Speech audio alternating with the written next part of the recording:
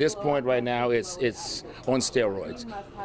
We don't even know what to do with them. I mean, I'm glad I'm not voting. I'll put it like that. I was going to ask, I mean, it was such a stellar show, but could you pick a favorite if you had to? No. I mean, that's why we, thank God, that's why we turn it over to the audience, over to the crowd, the voters, because what's happening is in each category, there are incredible performers.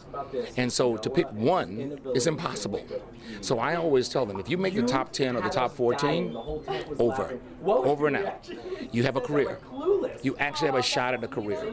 Because up to that point, it's basically trying to find out who's the real artist. At 14 on, it's true artistry.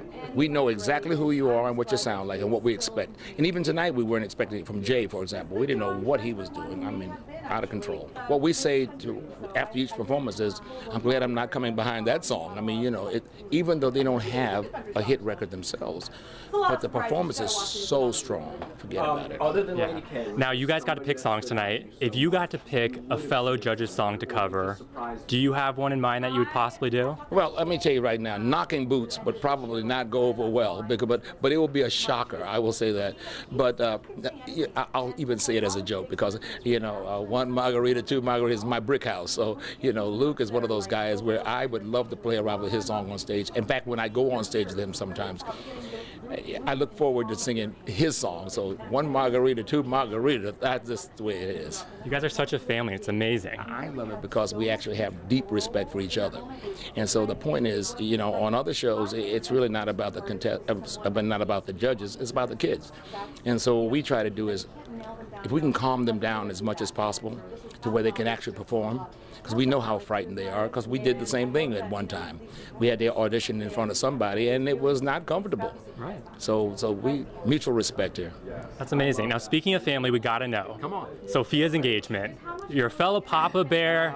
How excited are you to walk her down the aisle? Well, I have to be honest with you. It was a slippery slope there for a moment, but all I can tell you, as all families, you know, I love Elliot. I've known him since he was 12. How about that? So it's one of those things where I don't have to go back and check out the kid. I know who he is. So they're so happy, and I as a papa and as a dad and as, you know, that's my little girl. So she's in good hands. And did he ask for your permission? He was a nervous wreck. Poor guy. I thought he was going to pass out, but he survived it.